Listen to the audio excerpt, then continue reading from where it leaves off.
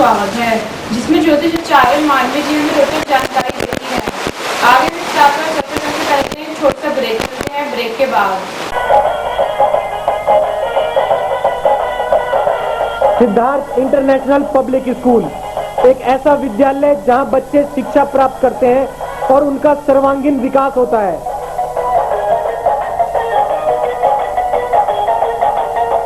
यहाँ पढ़ाई के अलावा खेलकूद, योगा, कंप्यूटर शिक्षा, मनोरंजन के लिए झूले तथा स्काउट गाइड भी सिखाई जाती हैं।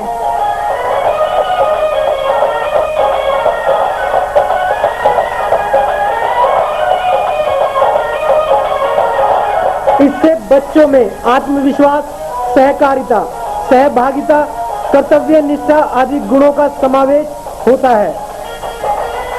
यहाँ हिंदी, अंग्रेजी माध्यम से शिक्षा के साथ साथ बच्चों को लाने व ले जाने के लिए यातायात सुविधा भी उपलब्ध है। यहाँ NCERT और CBSE दोनों ही पाठ्यक्रम पढ़ाए जाते हैं। नर्सरी कक्षा में दाखिला free. Siddharth international public school, east of Loni road, main Wazirabad road, Gopalpuri Chowk, Delhi 93।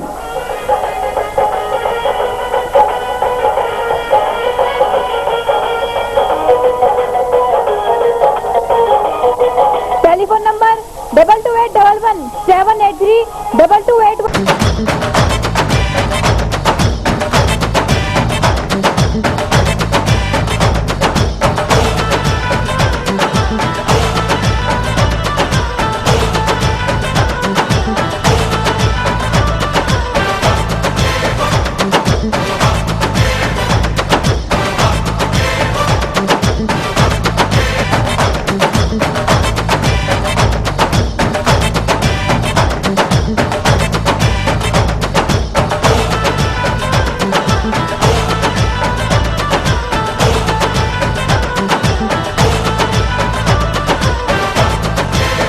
Ready to have a feast of taste as ABS Enterprises presents देवभूमि उत्तरांचल का उत्कृष्ट उत्पादन CKG mouth watering fruit jams, continental sauces, pickles in different flavors, vinegar, delicious tomato ketchup, UNCKG.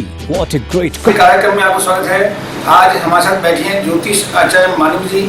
आज हम बात करेंगे सावन का महीने का जो शिवरात्रि आती है, इसका क्या महत्व है और जगह जगह कैंप भी लगे जाते हैं जहाँ शिव जी के दर्शन करके यात्री आते हैं, उनकी सेवा की जाती है।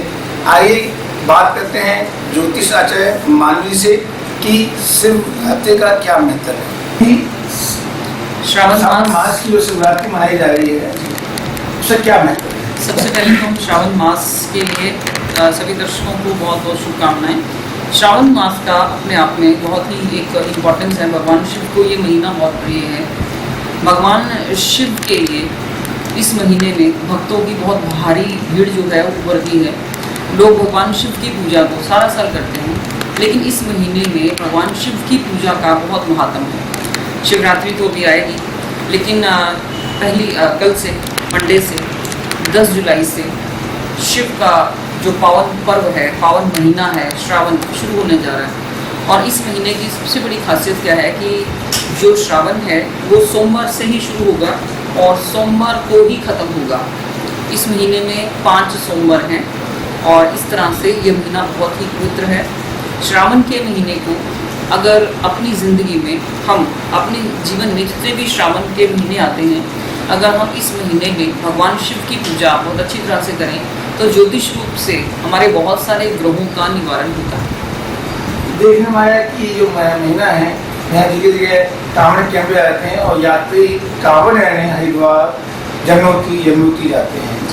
तो क्या क्यों जाते हैं, क्या महत्व है कांवड़ का? देखिए, इसमें एक धार्मिक आस्था जो है वो काम करती है। यहाँ लोगों की कुछ मन्नतें हैं, लोगों की कुछ मान्यताएं हैं। लोग इस टाइम पीरियड में, जैसे ही राखी का त्यौहार आने वाला होगा उससे पहले एक पर्टिकुलर डे होता है, उसमें भगवान शिव के ऊपर जल अर्पण किया जाता है। तो कुछ लोगों की ऐसी मान्यताएं हैं, कुछ लोग मन्नत मानते हैं कि हमारा ये कर्म हो जाए या हमारा इस तरह से ऐसा हो जाए तो हम ये काम करेंगे। तो हरिद्वार से जल लेकर, गंगा का पावन जल लेकर लोग वहाँ पर भगवान शिव पर अर्पण करते हैं, या यहाँ पर भी आकर जल अर्पण किया जाता है। मैं बेसिकली इस महीने को ज्योतिष रूप से बहुत ही ज़्यादा इम्पोर्टेंट मानती हूँ। जिनकी कुंडलियों में चंद्र दूषित है, चंद्र का दूषित होना मन को डिस्टर्ब करता है, यानी अगर आप मानसिक रूप से डिस्टर्ब हैं तो आप लाइफ में कुछ भी नहीं कर सकते। आपकी कुंडली में चाहे कितने भी स्टार्स बहुत अच्छे हैं, लेकिन अगर आपका चंद्रमा दूषित है, पीड़ित है, अगर आपका चंद्रमा 3rd हाउस में, 6th हाउस में, 12th हाउस में या 8th हाउस में है, तो कहीं ना कहीं भाग्य जो है वो बंधा हुआ भाग्य होता है।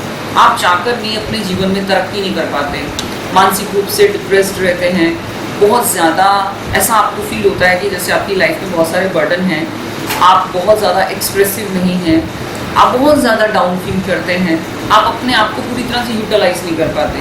तो चंद्र का पीड़ित होना आपको बहुत सारी बीमारियां भी देता है, आपका पेट कभी भी ठीक नहीं रहता, आपको चेस्ट से रिलेटेड खांसी बलगम की समस्याएं हमेशा रहती हैं। सबसे बड़ी बात क्या है कि चंद्र का पीड़ित होना अपने आप में एक बहुत बड़ा दोष माना जाता है। चंद्र जल है, जल जो है वो धन से भी संबंधित है, और जल का अगर एक बहुत बड़ा जैसे आप बोलते हो कि बाढ़ आ जाती है तो भी दिक्कत का कारण है, और अगर सूखा पड़ जाता है तो भी दिक्कत का कारण है। उसी तरह से आपकी जन्म पत्रिका में चंद्रमा का पावरफुल होना बहुत ज़रूरी है, और भगवान शिव को चंद्र का कारक माना जाता है। तो ये एक ऐसा महीना है जिसमें हम ऐसी बहुत सारी रेमेडीज़ कर सकते हैं, ऐसे बहुत सारे उपाय कर सकते हैं कि हम अपने चंद्र को इम्प्रूव कर सकें। चंद्र का अच्छा होना आपके लिए वरदान है। अगर चंद्रमा अच्छा नहीं है आपकी जन्म पत्रिका में, तो देखिए ग्रहों को बदला नहीं जा सकता, उसकी पोजीशन को बदला नहीं जा सकता, उसकी डिग्री को बदला नहीं जा सकता, लेकिन उसके प्रभाव को बदला जा सकता है। आज हमें कोई भी चीज़ नुकसान पहुंचाती है, जन्म पत्रिका में अगर हमें पता चल गया कि हमारी कुंडली में, हमारी जन्म पत्रिका में चंद्र नीच है, या चंद्र का पोजीशन ठीक नहीं है, या चंद्र केमुद्रम योग में है। केमुद्रम योग एक ऐसा योग है जिसकी वजह से इंसान अकेलापन फील करता है, डिप्रेशन में आ जाता है। कई बार ऐसा होता है कि सुसाइडल मेंटेलिटी भी चंद्र के वीक होने की वजह से होती है। कुंडलियों में अगर केमुद्रम योग पाया जाता है और सूर्य की पोजीशन अच्छी नहीं है, तो ऐसे लोग अक्सर सुसाइडल अटेम्प्ट करने की कोशिश करते हैं। इसके अलावा केमुद्रम योग जो है निर्धनता का कारक है, पैसे की बहुत ज़बरदस्त कमी है, और भी ऐसे कई ऐसे योग हैं जो चंद्र की खराब पोजीशन की वजह से आपकी जन्म पत्रिका में पाए जाते हैं। तो बहुत छोटा सा सल्यूशन है श्रावण का महीना। अगर आप साल में सिर्फ एक बार श्रावण के महीने में भगवान शिव की आराधना बहुत अच्छे तरीके से करते हैं, भगवान शिव को मनाते हैं, व्रत रखते हैं, अच्छी तरह से रुद्राभिषेक करते हैं, भगवान शिव का पाठ करते हैं, बहुत कुछ ऐसा है जो श्रावण के महीने में भगवान शिव के निमित्त किया जाए तो जीवन की नैया को पार करने से कोई नहीं रोक सकता। क्या वजह है कि इस महीने में शिव जी की विशेष पूजा की जाती है? क्या महत्व है? शिव जी ने क्या किया था इस महीने? जनता उनको पूछती है। देखिए शिव पूजा तो हर साल होती है, हर महीने होती है, पर ये विशेष महीना सावन का, क्यों सावन का महीना शिव का महीना कहा जाता है? देखिए श्रावण का महीना बेसिकली आप यकीन मानिए तो अपने आप में वर्षा ऋतु को ही इंडिकेट करता है। वर्षा ऋतु जो है वो जल का कारक है। अब जल भगवान शिव का कारक है। भगवान शिव से रिलेटेड बहुत सारी कहानियाँ हैं, शायद उन कहानियों का वर्णन पॉसिबल नहीं है, लेकिन अगर मैं गंगा की बात करूँ तो गंगा भी तो जल है, बारिश का पानी भी जल है, भगवान शिव भी जल का कारक है। विशेष क्या काम किए थे शिव जी ने इस महीने, तो जनता को पता पड़े कि हम इस शिवरात्रि मनाते हैं, ये महीना क्यों विशेष रहा है? देखिए शिवरात्रि है वो साल में, शिवरात्रि साल में 4 बार आती है। हर व्यक्ति शिव जी का भक्त है, क्यों भक्त है? कोई ठीक है माँ का भक्त है, पर शिव जी की पूजा ज्यादा की जाती है, और इन दिनों में तो बहुत ही ज्यादा की जाती है। क्या वजह है? देखिए शिव भगवान देवों के देव हैं, महादेव हैं।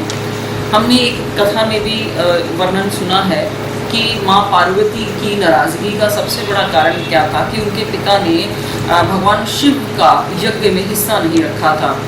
अगर हम गणपति जी की भी पूजा करते हैं तो गणपति जी के पिता जो है भगवान शिव हैं, माँ दुर्गा को दुनिया मानती है तो उनके पति जो है भगवान शिव हैं, देवों के देव ऐसे नहीं बोला जाता, क्योंकि सृष्टि का संहार करने के लिए भगवान शिव ही हैं। अगर संहार नहीं होगा तो उसकी उत्पत्ति कैसे होगी? तो सभी देवों में जो सबसे ऊंची स्थिति है, ऊंचा जो स्थान है, भगवान शिव का है। सबसे बड़ा रीज़न क्या है कि उन्होंने सारे संसार के लिए विष पी लिया, और विष को किसी को नहीं पीने दिया। अमृत तो सबके हिस्से में आया। देखिए, खुशियाँ तो सारी दुनिया ले लेती है, लेकिन जो विष का पान करे वो सिर्फ भगवान शिव हो सकते हैं। भगवान के भक्तों की कोई कमी नहीं। कहते हैं कि भारतवर्ष की ही बात करें तो सबसे ज़्यादा शिवालय है। बाकी देवी देवताओं के मंदिर हैं नो डाउट, लेकिन भगवान शिव के जो शिवालय हैं वो सबसे ज़्यादा हैं। भगवान शिव की पूजा के पीछे कोई महात्म नहीं, यही महात्म है कि भगवान देवों के देव। और सबसे बड़ी बात क्या है कि भगवान शिव की पूजा करने से जो मोक्ष मिलता है वो अतुल्य है। भगवान शिव मोक्ष के कारक हैं, संहार के कारक हैं। भगवान शिव की पूजा करने से गणपति जी प्रसन्न होते हैं, और गणपति जी जो है वो सब सुखों और समृद्धियों के कारक हैं। माँ दुर्गा की प्रसन्नता भी भगवान शिव की पूजा करने से मिलती है। भगवान राम भी शिव के भक्त थे। अब शनि जिनसे दुनिया डरती है वो भी भगवान शिव के भक्त थे। हम रावण की बात करते तो वो भी भगवान शिव के भक्त थे। अगर हम कृष्ण लीलाओं की बात करते हैं तो कहीं ना कहीं भगवान कृष्ण का नाम भी शिव से जुड़ा हुआ है। शायद मुझे नहीं लगता कोई और ऐसा देवी देवता हो जो कि हर कॉन्सेप्ट में जुड़ा हुआ है। तो भगवान शिव की उपस्थिति अपने आप में बहुत बड़ा मतलब एक पोजीशन है।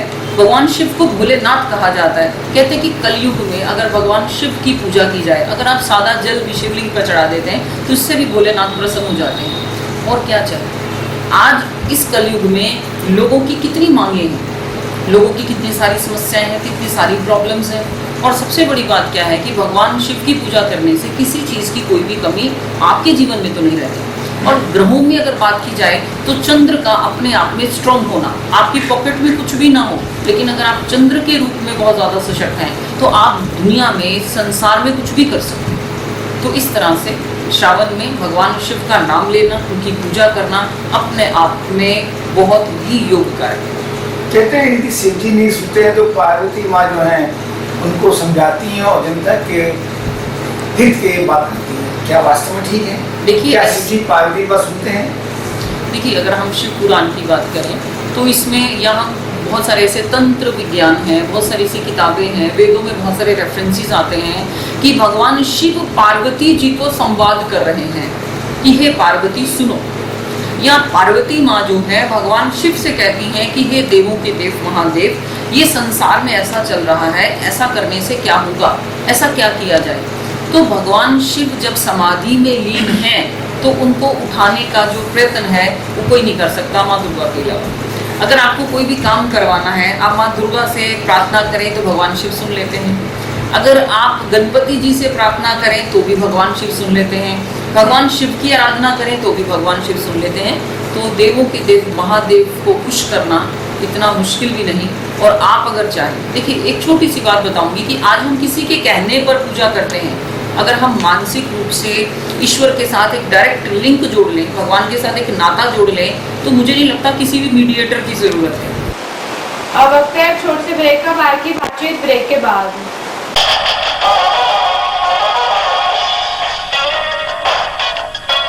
इंटरनेशनल हैप्पी स्कूल भोलानाथ नगर में एक ऐसा स्कूल जहां बच्चों की पढ़ाई पर विशेष ध्यान दिया जाता है। बच्चों की बेहतर पढ़ाई के अलावा कंप्यूटर शिक्षा सिखाने के साथ साथ विज्ञान प्रयोगशाला भी है। यहाँ अध्यापिकाएं खेल के माध्यम से बच्चों को आसान तरीके से पढ़ाना सिखाती हैं।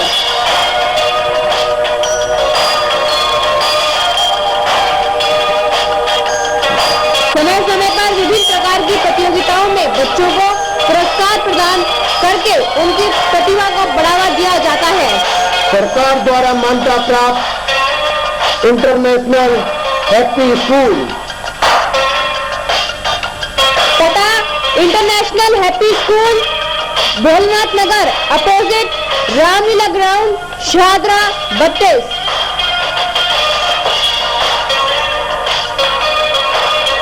Phone number 22306292 992314। MBM international school, जैसा नाम वैसी ही शिक्षा। यमुनापार में एक ऐसा स्कूल जहां योग्य एवं अनुभवी अध्यापक व अध्यापिकाओं का प्रबंध है। यहाँ पढ़ाई के साथ साथ खेलकूद, scout guide, NCC, NSS, yoga, computer शिक्षा, पिकनिक एवं सांस्कृतिक कार्यक्रम भी कराए जाते हैं। अंग्रेजी माध्यम से शिक्षा के अलावा पुस्तकालय सुविधा, प्रयोगशाला तथा बच्चों के लिए यातायात सुविधा भी उपलब्ध है। MBM एक ऐसा स्कूल जहां NCERT तथा CBSE दोनों पाठ्यक्रम पढ़ाए जाते हैं। जल्द ही संपर्क करें, नर्सरी कक्षा में दाखिला फ्री। पता MBM इंटरनेशनल स्कूल, D 508/8, गली नंबर 3, मेन वजीराबाद रोड, नजदीक रेलवे फाटक, Ashok Nagar, Delhi 93। Phone number 22573594। Website www.siddharthinternational.com। Break के बाद आपका फिर से स्वागत है। आज हम लोगों को मीडिएटर बना के भगवान तक पहुंचने की बात करते हैं। मैंने लोगो वर्ड इसलिए यूज किया, मैं गुरु की बात नहीं कर रही। भगवान और हमारे बीच में गुरु का माध्यम होना बहुत ज़रूरी है, लेकिन आज कितने गुरु हैं जो आपको भगवान से मिला रहे हैं।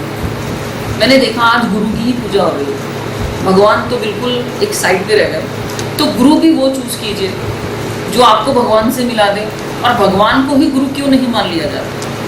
मैं एक छोटा सा कॉन्सेप्ट आपको बता रही हूँ कि जब आपकी अप्रोचेस सीधी डायरेक्ट हैं तो बीच में किसी का होना ज़रूरी नहीं है। भगवान भी साक्षात गुरु हो सकते हैं, या गुरु जो है वो भगवान तुल्य होने चाहिए। ये आज मैं ये शब्द इसलिए बोल रही हूँ कि मेरे सामने ऐसे बहुत सारे कॉन्सेप्ट आते हैं, लोग आते हैं जो कि ठगे रह जाते हैं, जिनको गुरु के नाम पर ना तो वो शक्ति मिलती है, ना ताकत मिलती है, ना रास्ता मिलता है। मैं ये नहीं कह रही कि गुरु है नहीं, गुरु हैं। बहुत सारे ऐसे गुरु हैं जो योग्य हैं, जो रास्ता देते हैं, जो निष्फल काम करते हैं। ये कॉन्सेप्ट मैंने आज इसलिए उठाया कि बहुत सारे लोग मुझसे पूछते हैं कि मानवी जी हमारा कोई गुरु नहीं है, हम गुरु किसको धारण करें। सोसाइटी में गुरु धारण करने का जो प्रयास है, ये बात मैं श्रावण महीने से ही जोड़कर बता रही हूँ कि अगर आपको ऐसा लगता है कि आपका गुरु नहीं है तो किसी व्यक्ति को मत ढूंढिए। आपको गुरु धारण करना है, आप भगवान शिव को भी गुरु धारण कर सकते हैं, वो भी गुरु तुल्य हैं। भगवान शिव को गुरु भी मानिए और गुरु मानकर उनकी पूजा भी करिए, और गुरु मानने के बाद उनको भगवान का रूप भी मानिए, तो आपके दोनों ही काम पूरे हो जाएंगे। तो देखिए लाइफ में बहुत सारी चीजें हैं। मान लीजिए आपने ठीक कहा, आपने शिव जी को गुरु मानी ली, कैसे माने, कैसे एक्सेप्ट करेंगे भगवान की मैं इनका गुरु बन गया हूँ, ये मेरे शिष्य हैं, कैसे महसूस होगा कि हमने माना है उनको। सबसे बड़ी बात है आपका लिंक आपस में जुड़ना। आज हम इसलिए अपने ईश्वर से अपनी मन्नतें नहीं मनवा पाते क्योंकि हम दूर से 10 रुपए फेंकते हैं और बड़ी बड़ी बातें मांग लेते हैं, और मांगने के बाद भूल जाते हैं। हम कभी भी ऐसा नहीं सोचते कि हम बैठकर पूजा करें। देखिए किसी भी देवी देवता का आह्वान करना इतना मुश्किल नहीं है, आह्वान करने के बाद उस शक्ति को संभालना बड़ा मुश्किल है। इसके साथ साथ ही आज हम 10 बार ओम नमः शिवाय का जाप करते हैं, कल भूल जाते हैं, परसों बैठकर किताब खोलते हैं, नेक्स्ट डे हमारा मन नहीं लगता, फिर हमें याद नहीं रहता। तो जो चीज़ हमारे अंदर जितनी है हमें उतनी ही तो मिलेगी। होता क्या है कि हम ईश्वर के प्रति भी ईमानदार नहीं हैं। आज हम भगवान शिव का नाम लेते हैं, कल हम जाकर पीर बाबा के यहाँ चले जाते हैं। तीसरी जगह हम सोचते हैं कि हम माता रानी को नारियल चढ़ा दें तो शायद हमारा कोई काम बन जाए।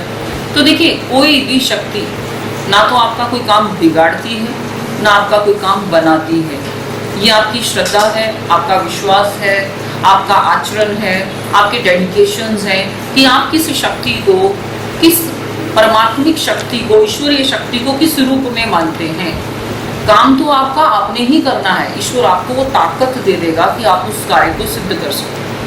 तो दर्शकों को मैं ये सिर्फ कहना चाहती हूँ कि जिन लोगों के मुझे ये क्वेश्चन इसलिए अच्छा लगा, मैंने ये चीज़ इसलिए बताई कि बहुत सारे ऐसे लोग हैं जिनके गुरु नहीं हैं, और देखा देखी जो संसार इस समाज में जो ट्रेंड चल रहा है, गुरुओं का जो ट्रेंड चल रहा है, हम देखा देखी फॉलो कर रहे हैं। हमें उसमें संतुष्टि मिल रही है, हमें उसमें संतुष्टि नहीं मिल रही है। तो मेरा यहाँ किसी भी गुरु के ऊपर कोई भी गुरु नहीं है, क्योंकि अभी गुरु पूर्णिमा गई है, मेरे भी अपने गुरु हैं और सबके गुरुओं का आशीर्वाद सबके ऊपर बना रहे। लेकिन समाज जहाँ भ्रमित हो रहा है, आपका कोई भी गुरु नहीं है अगर अभी तक, तो आप भगवान शिव को गुरु मानिए, उनसे ऊपर कोई गुरु हो ही नहीं सकता। दूसरी बात मैं ये कहना चाहती हूँ कि श्रावण का महीना सोमवार से, कल से 10 जुलाई से शुरू हो रहा है। सच्चे मन से आप भगवान शिव के मंदिर में जाकर जल लेके जाइए और जल में गंगा जल ज़रूर डाल दीजिए। गंगा जल के साथ आप उसमें पंचामृत डाल सकते हैं। पंचामृत के साथ साथ आप बेलपत्र, धतूरा, फल, जो भी हम लोग रूटीन में अक्सर हर बार करते हैं वो ज़रूर कीजिए, जो हमारी पूजा का नियमित विधान है। लेकिन इसके साथ साथ मैं ये ज़रूर बोलूँगी कि अगर हर सोमवार के दिन अगर दूध 3 लीटर, 4 लीटर, 5 लीटर, जितनी भी आपकी कैपेसिटी है, 1 लीटर, उसमें थोड़ा सा खोया मिला दिया जाए और चीनी मिला दी जाए और गरीब बच्चों को वो बना दिया जाए, पकाकर उसे ठंडा किया जाए और गरीब बच्चों को पिलाया जाए। श्रावण के 5 सोमवार अगर आप ये उपाय करते हो तो आपकी कुंडली में चंद्रमा का कोई भी दुष्प्रभाव आपके ऊपर नहीं पड़ता। श्रावण के महीने में ही हर सोमवार की रात को जब चंद्र के नीचे आप व्हाइट कपड़े पहनकर बैठिए, आप ओम नमः शिवाय की मुश्किल से 3 या 4 माला कर लीजिए, हो सके तो 11 माला, 10 माला कर लीजिए। आपका डिप्रेशन कहाँ जाता है नेक्स्ट डे मुझे बता दीजिए। आपको भगवान शिव का नाम लेने से माइग्रेन की प्रॉब्लम कहाँ जाती है ये भी बता दीजिए। ये श्रावण का महीना जब शुरू होगा तो इस समय कृष्ण पक्ष शुरू हो चुका है। कृष्ण पक्ष की अष्टमी और नवमी तक चांद की किरणें आपको उतना ही असर देंगी जितना पूर्णिमा से पहले देती हैं। उसके बाद अमावस्या के बाद आप प्रतिपदा और द्वितीया के बाद आप चांद की रोशनी में बैठकर, जेंट्स लोग वाइट कुर्ता पजामा और लेडीज जो हैं बेशक आप वाइट कपड़ा जो है या पिंक कलर का कपड़ा, वाइट कपड़ा लेडीज को पहनना पसंद नहीं लेकिन कन्याएं कर सकती हैं। लेडीज हल्के से पिंक कलर का कपड़ा पहनकर या इसमें हल्का सा येलोइश कपड़ा पहनकर आप चंद्र के सामने बैठ जाइए। आसन आपका व्हाइट होना चाहिए। आप ध्यान मुद्रा में बैठिए और सिंपली कुछ ना कीजिए, आप ओम नमः शिवाय का जाप कीजिए और चांद की रोशनी में चांद को निहारिए। आंखों की आईसाइट इंप्रूव होगी, शर्तिया है।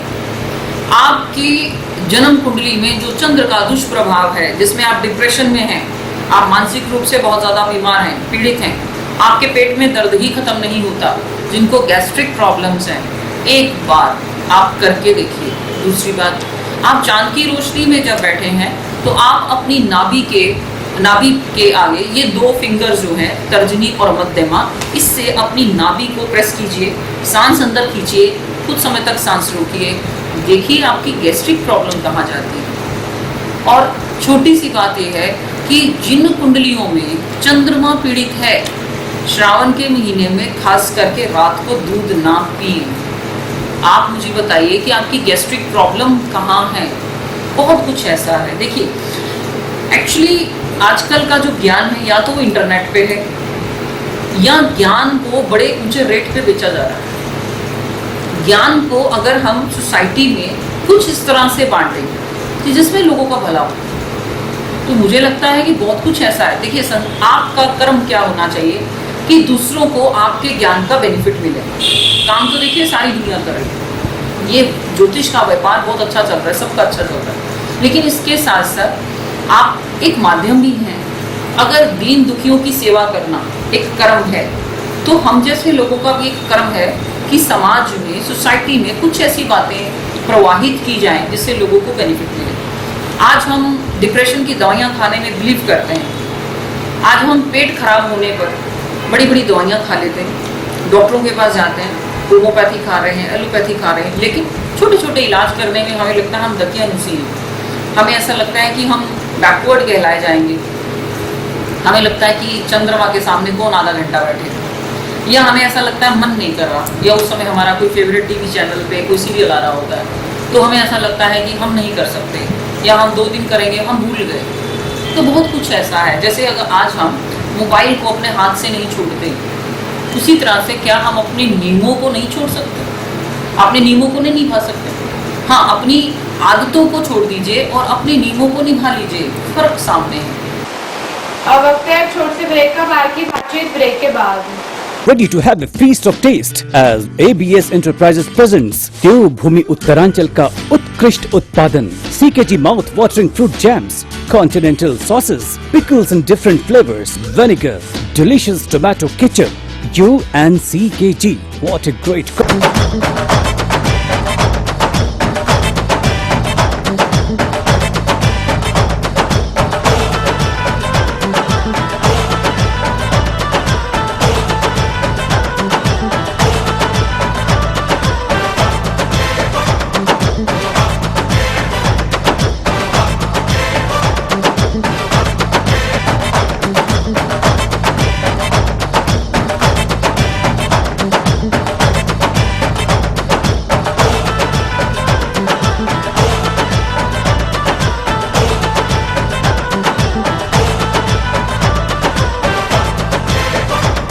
ब्रेक के बाद आपका फिर से स्वागत है। मैं यहाँ हर सोमवार की नहीं बात कर रही, मैं श्रावण के महीने की बात कर रही हूँ कि श्रावण के महीने में आप भगवान शिव की आराधना करके अपने जीवन के कष्टों का उद्धार कर सकते। तो बहुत कुछ है इस श्रावण के महीने में। इस महीने में हम समय समय पर बहुत सारी चीज़ों के बारे में अपने दर्शकों को बताएंगे। बहुत सारे ऐसे उपाय हैं। आज तो मैंने कुछ पर्टिकुलर चीज़ें आपको बताई हैं, लेकिन हम श्रावण के महीने में रुद्राक्ष के बारे में बताएंगे कि बहुत सारे ऐसे लोग हैं जो स्टोन नहीं पहन सकते, और स्टोन ना पहनने की वजह से कई बार हमें ऐसा लगता है कि शायद अगर हम ये रत्न धारण कर लेते तो हमारी ज़िंदगी में परिवर्तन हो जाता, लेकिन रुद्राक्ष भी अपने आप में किसी भी स्टोन से कम नहीं है। इसका यूज़ दवाई के तौर पर, भस्म के तौर पर, इसका पानी पीने के तौर पर और इसका धारण करना अपने आप में अद्भुत है। बहुत सारे ऐसे फ़र्क नज़र आते हैं।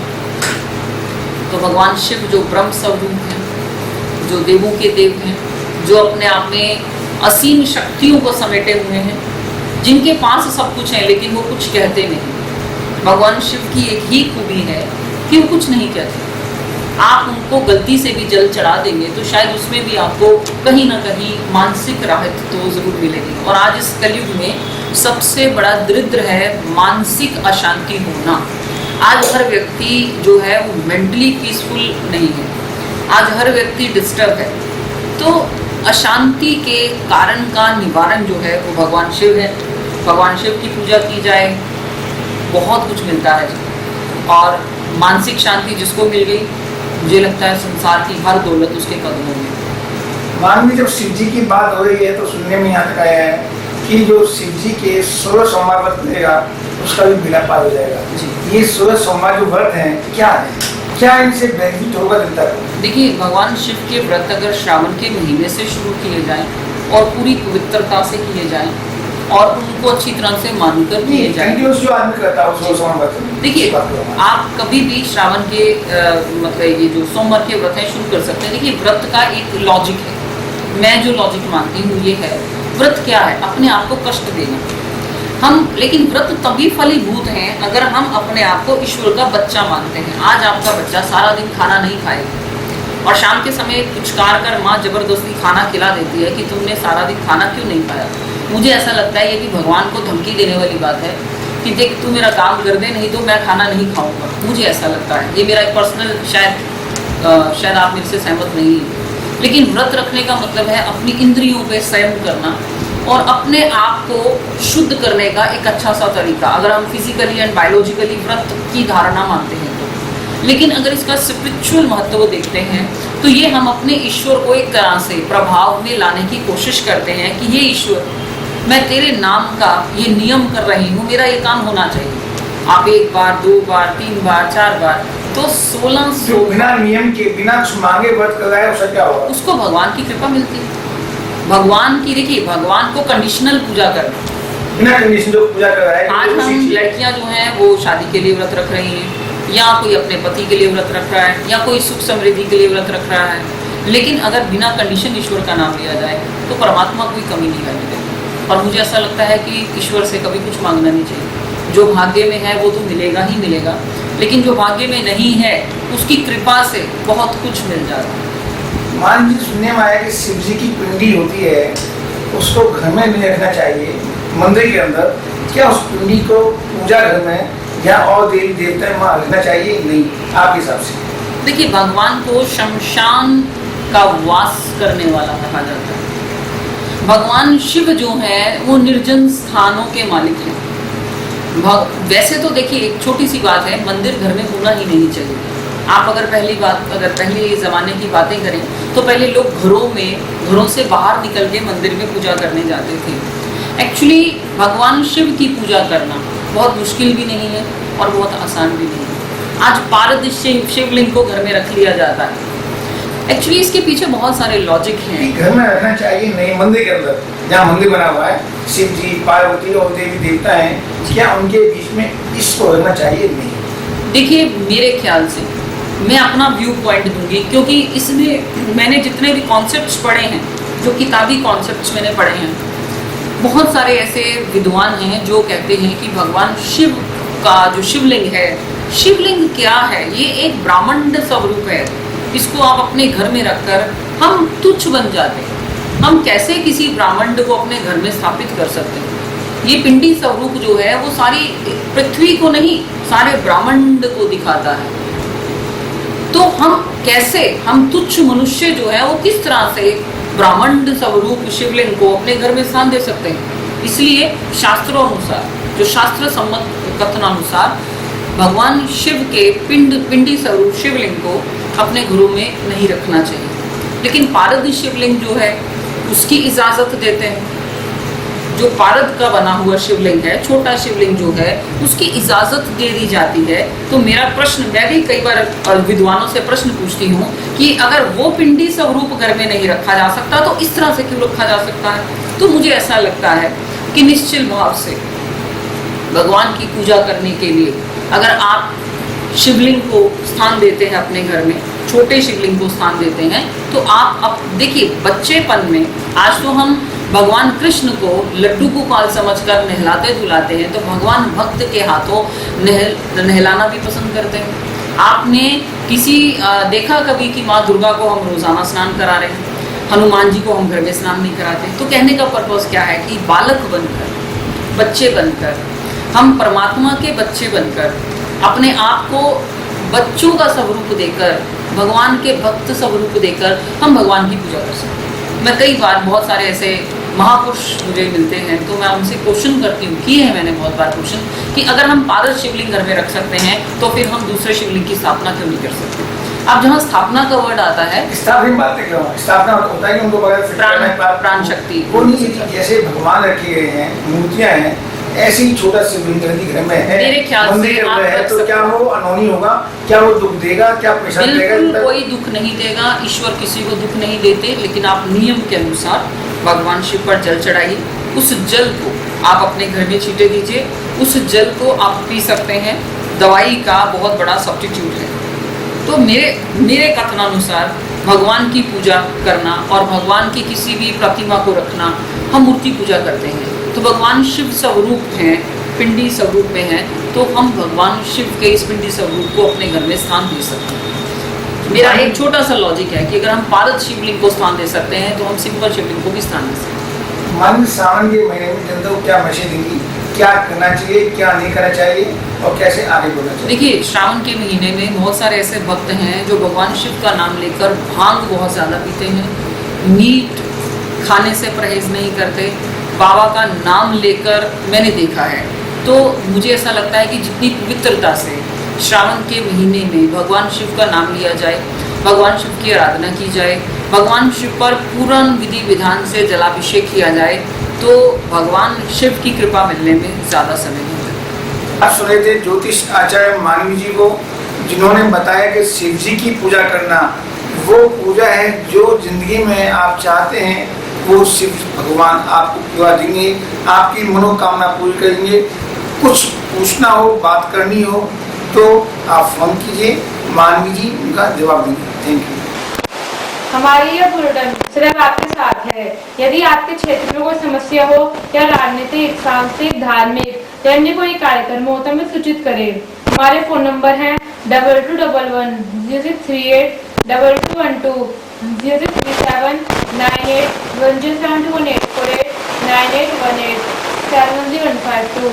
हमारा फैक्स नंबर है 22110638। Email aartibat@yahoo.com। हमारी वेबसाइट है www.delhi8pm.com। हमारा आज का ये वीडियो यहीं समाप्त होता है, फिर मिलेंगे, तब तक के लिए नमस्कार। आप हमें ट्विटर, फेसबुक और गूगल पर भी देख सकते हैं। हमारा पता है 198 श्याम नगर, शारदा, दिल्ली 32।